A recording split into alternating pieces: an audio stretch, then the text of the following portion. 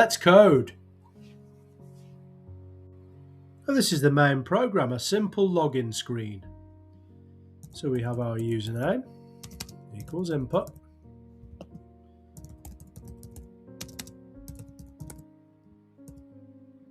And we're prompted in a string for username. And then password equals input. And then prompted for a password.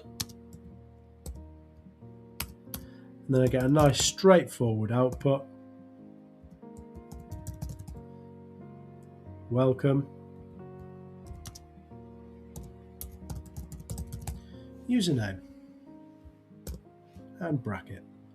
Let's run the program and see what happens.